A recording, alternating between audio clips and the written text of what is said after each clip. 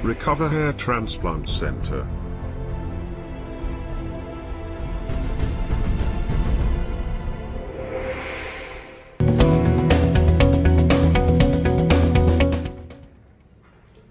Hello दोस्तों, मैं doctor Neeraj Kakkar from recover hair transplant Centre Morinda near Chandigarh की तरफ से आज आपके सामने एक सबसे कंट्रोवर्शियल दवाई जिसको कि हम फिनेस्ट्राइड कहते हैं उसके बारे में कुछ बोलना चाहूँगा। और जो मैं ठीक समझता हूँ, जो मेरा एक्सपीरियंस है ओवर सो मेनी इयर्स, उसके बारे में आपको इस दवाई के बारे में ज़रूर बताना चाहूँगा, क्योंकि ये सबसे इफ़ेक्टिव और सबसे बदनाम दवाई है।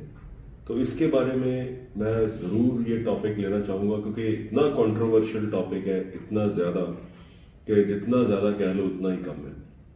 अब ये दवाई 1984 में यूएसए में पेटेंटेड हुई और एफडीए ने यूएसए में 92 में अप्रूव करी, और अभी तक जो प्रिस्क्रिप्शंस यूएस में 1.5 करोड़ लोग इस दवाई की प्रिस्क्रिप्शंस डॉक्टर्स के थ्रू ले चुके हैं। और अब ये दवाई हेयर ट्रांसप्लांट में कैसे यूज होती है, क्या क्या इसके बुरी अच्छी बातें, वो सब हम बात करेंगे। पर सबसे ज़रूरी बात यह कि ये दवाई बदनाम क्यों हुई, सबसे पहले ये बताना चाहूँगा कि ये दवाई को इतनी ज़्यादा नेगेटिव पब्लिसिटी क्यों मिली। वो एक ट्रायल हुआ था इन 2003 जिसमें कि 5000 लोगों से पूछा गया जिनको कि प्रोस्टेट ग्लैंड, जो कि 65-70 साल की उम्र में मेल्स में जो बढ़ जाता है, जिसके कारण के पेशाब के रुकने के सिम्टम्स आने शुरू हो जाते हैं, और उन लोगों से ये पूछा गया कि आपके क्या आपके साइड इफेक्ट्स रहे या कैसे आपको ये दवाई लगी। क्योंकि ये जो दवाई की डिस्कवरी सिर्फ प्रोस्टेट ग्लैंड को डिक्रीज करने के लिए ही हुई थी, और उनको प्लीज डबल अंडरलाइन करके ये बात, 5 मिलीग्राम डोज के ऊपर ये ट्रायल हुआ। 5 मिलीग्राम। तो जिन लोगों के ऊपर हुआ 65 इयर्स के ऊपर थे, तो उनमें से 10 से 15% लोगों ने ये कहा, डॉक्यूमेंट करके कहा, ऐसी कोई बात नहीं है, कि हमारा सेक्सुअल डिसफंक्शन हुआ, हमारे सेक्सुअल परफॉर्मेंस या किसी चीज़ पे असर हुआ। तो वो थी इस दवाई की नेगेटिव प्रोपेगेंडा की शुरुआत, और वो बढ़ती चली यहाँ तक पहुँच गई कि अब लोग, कोई भी जिसने ये दवाई लेनी है 100 बार सोचेगा खाने से पहले, ये वो एंड सो मेनी थिंग्स। तो इसलिए मैंने सोचा कि इस टॉपिक को हम ज़रूर डिस्कस करें, और आपके मन में जो भी कंट्रोवर्सीज है उसको मैं जहाँ तक हो सके क्लियर करने की कोशिश करूँ। और इसमें सबसे मेन बात ये है, ये बात आप याद रखना, वो ट्रायल था 5 मिलीग्राम से, और जो डोज हेयर ट्रांसप्लांट में यूज होती है वो है 1 मिलीग्राम। अब बाकी बातें बाद में करेंगे, पहले इसके बारे में कैसे काम करती है, क्या वो सब, उसके बारे में बात करेंगे। तो इसका मैकेनिज्म ऑफ एक्शन क्या है, ये बालों में कैसे फायदा हमें करती है। वो एक एंजाइम होती है जिसको हम 5 अल्फा रिडक्टेस एंजाइम कहते हैं। ये जो एंजाइम है, ये जो टेस्टोस्टेरोन, जो मेल हार्मोन है, उसको डाईहाइड्रोटेस्टोस्टेरोन, जिसको डीएचटी के बारे में सबको पता है, जो आदमी गंजा हो रहा है उसको सब पता है डीएचटी क्या चीज़ है। तो ये जो 5 अल्फा रिडक्टेस एंजाइम है, उसको इनहिबिट करती है, उसको कम करती है।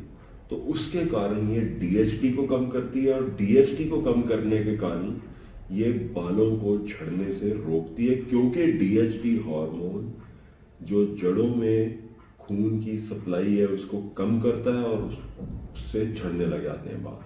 तो ये एंटी डीएचटी हार्मोन की दवाई है।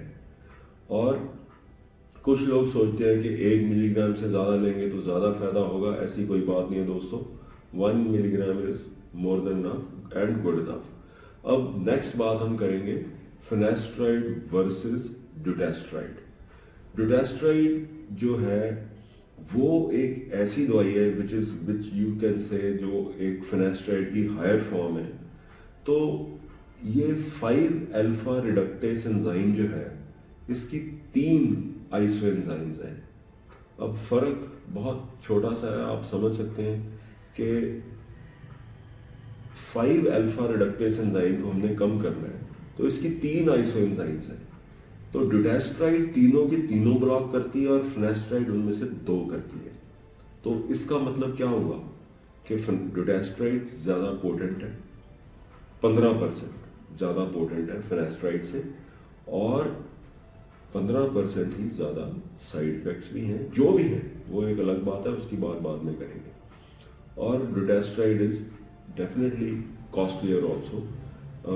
फिनेस्ट्राइड वर्सेस ड्यूटेस्ट्राइड की अगर कॉस्ट हम कंपेयर करें तो कम से कम ड्यूटेस्ट्राइड 3 से 4 गुना इंडिया में फिनेस्ट्राइड से ज्यादा कॉस्टली है। अब हम इसके बाद बात करेंगे साइड इफेक्ट्स की। साइड इफेक्ट्स मेरे बताने से पहले ही सबको पता है, sexual dysfunction and sexual dysfunction. इसी के बारे में सारा कंट्रोवर्सी, ट्रायल, सब कुछ चलते रहते हैं, पर फैक्ट्स क्या हैं वो मैं आपको बताना चाहूंगा कि 3 से 5% डेफिनेटली लोगों में सेक्सुअल डिस्फंक्शन पाया गया है, किसी भी फॉर्म में हो। सेक्सुअल डिस्फंक्शन की कई फॉर्म्स होती हैं, तो किसी भी फॉर्म में हो तो 3 से 5% लोगों में पाया गया है। पर साथ के साथ ये भी पाया गया है कि वो मोस्टली रिवर्सिबल है after discontinuation of the drug. और क्या साइड इफेक्ट्स हैं? ब्रेस्ट एनलार्जमेंट है, प्रेगनेंसी और ब्रेस्ट फीडिंग में वैसे नहीं ले सकते ये दवाई। और एक और छोटा सा साइड इफेक्ट जो कि फिर प्रोस्टेट की बात आ जाती है, प्रोस्टेट ग्लैंड जो कि बुढ़ापे में बढ़ जाता है, तो ये प्रोस्टेट कैंसर के अर्ली सिम्टम्स को छुपा लेता है। तो ये भी एक छोटा सा साइड इफेक्ट मान सकते हैं। फिर इसका कोई फायदा नहीं है इस दवाई का अगर आपको 21 साल से पहले ही बालों का झड़ना शुरू हो गया हो। तो 21 साल से पहले बालों के झड़ने का मतलब है कि you are progressing towards aggressive grade 7 baldness. तो ऐसे लोगों में भी इस दवाई का कोई फायदा नहीं है। जेनेटिकली प्री डिटरमिन्ड होती हैं सब चीजें। तो कई लोगों में ने गंजे 24-25 साल की उम्र में सारे बाल उड़ने ही होते हैं, तो उसमें कोई फायदा नहीं है, बिल्कुल भी शुरू करने का भी कोई फायदा नहीं है। और एक बात और दोस्तों याद रखना कि जो जीन है मेल पैटर्न बॉल्डनेस की, जो पहले मैं अपने वीडियोस में बता चुका हूँ, ये सारी जेनेटिकली डिटरमिन्ड चीजें हमारे हाथ में कुछ ज्यादा है नहीं। तो इसका कोई भी इफेक्ट आपकी मेल पैटर्न बॉल्डनेस की जो जीन है उस पर नहीं होने वाला। इसके बाद हम बात करेंगे डोजेज और टाइमिंग की। तो इसमें एक छोटा सा वर्ड यूज करूंगा जिसको हम सर्केडियन रिदम कहते हैं। ये हार्मोन लेवल होता है, ये हर एक जो ह्यूमन बीइंग है, जैसे कुदरत ने बनाया है कि उसमें जो हार्मोन के लेवल्स हैं वो सुबह के टाइम ज्यादा होंगे और उसके बाद सर्केडियन रिदम के अलोंग चलते हुए वो रात को कम होते चले जाते हैं। तो जो टेस्टोस्टेरोन हार्मोन है इसका जब आप सुबह उठते हैं तो मैक्सिमम इसकी सर्कुलेशन बॉडी में होती है, तो इसका मैक्सिमम लेवल होता है। तो अब अगर हम इस दवाई को, ये जो फिनेस्ट्राइड की गोली को रात के टाइम लेंगे तो इसका मैक्सिमम लेवल सुबह के टाइम होगा और ये मैक्सिमम टेस्टोस्टेरोन को डाईहाइड्रोटेस्टोस्टेरोन यानी कि DHT में कन्वर्ट करने से रोकेगी। तो हमारे हिसाब से it should be taken at night time, then no controversy about it. अब इसके बाद जो लोग अल्कोहल लेते हैं, अल्कोहल से वैसे इसका कोई खास इंटरेक्शन नहीं है, कोई इतना फर्क नहीं पड़ता। आप फिर भी नाइट डोज ही ले सकते हैं, पर जो हैबिचुअली अल्कोहल लेते हैं उनको we advise them to shift over to morning dose. अब सारा इसमें जो कंट्रोवर्सी है वो सेक्सुअल डिसफंक्शन की है। तो कुछ लोग सोचते हैं कि क्या हम इसको व्याग्रा के साथ ले सकते हैं? यस, नो प्रॉब्लम, ले सकते हैं, कोई प्रॉब्लम नहीं। खाने के साथ भूखे पेट लेना, खाने के साथ लेना, नो प्रॉब्लम, कोई इफेक्ट नहीं है इसका। खाने के साथ इसकी जो एब्जॉर्प्शन है बॉडी में जब होनी है उसका कोई इफेक्ट नहीं है। फीमेल्स में कहते हैं जी हम नहीं ले सकते, ऐसी भी कोई बात नहीं है। फीमेल्स में भी बॉल्डनेस मेल हॉर्मोन्स के कारण ही होती है, तो फीमेल्स में हम सेम डोज रिकमेंड करते हैं 1 milligram per day, no problem. हाँ, पर जो पोस्ट मीनोपॉजल फीमेल्स हैं उसमें हम जो डोज रिकमेंड करते हैं वो 0.25 1/4 ऑफ ए मिलीग्राम की डोज रिकमेंड करते हैं। अब इसके बाद बात ये आती है फिर वही ले दे के साइड इफेक्ट। तो मैं उसमें सिंपल सा एक सवाल ये पूछना चाहता हूँ कि क्या कोई दवाई है जिसका कोई साइड इफेक्ट नहीं है? इवन पैरासिटामॉल जो कि सारी वर्ल्ड में यूज होती है उसके भी साइड इफेक्ट्स हैं। तो इसमें दोस्तों choice is going to be yours. आपने खुद सोचना है कि क्या आपको अपनी लुक से ज़्यादा प्यार है या थोड़े बहुत साइड इफेक्ट्स के ज़्यादा प्यार है? क्या आप में वो रिस्क टेकिंग थोड़ी बहुत एबिलिटी है कि नहीं है? और this is going to be totally a personal decision. अब कुछ लोग तो गंजे भी बहुत खुश होते हैं, कोई प्रॉब्लम नहीं है, कोई गंजापन की बीमारी नहीं है। तो ये जो सब चीज़ें हैं ये आपने खुद सोचनी है। सारा कुछ आपको बता दिया, फायदे नुकसान और कुछ टेक होम पॉइंट्स अब मैं बताना चाहूँगा। टेक होम पॉइंट्स ये हैं कि you can be watchful, careful. आप शुरू करें दवाई, थोड़ा सा केयरफुल हो जाओ।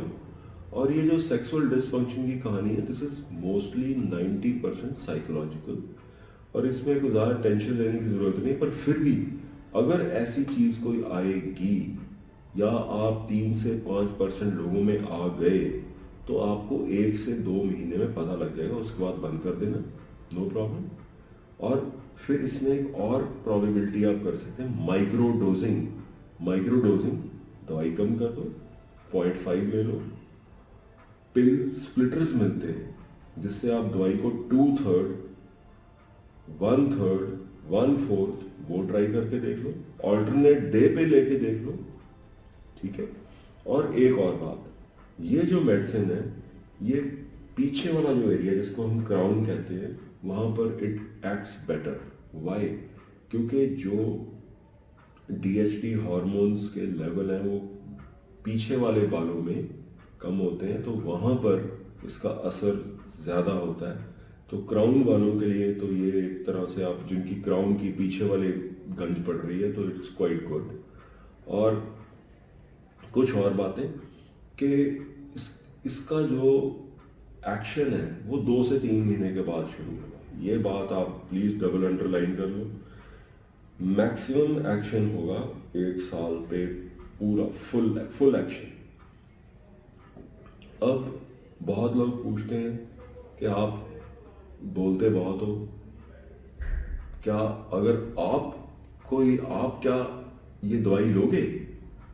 तो मैं दोस्तों इस बारे में बिल्कुल संकोच नहीं करता, एक क्लियर कट बताना चाहता हूँ कि मेरी 2-3 ट्रांसप्लांट्स हो चुकी हैं और मैं खुद 5 साल तो ये दवाई रेगुलर खा चुका हूँ।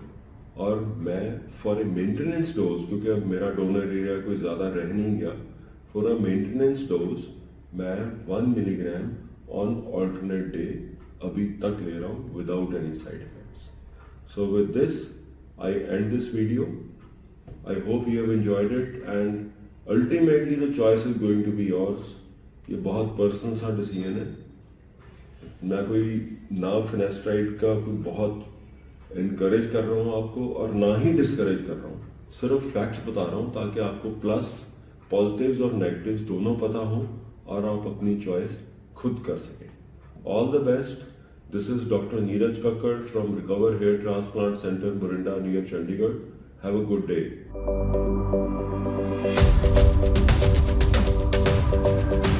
Recover Hair Transplant Center.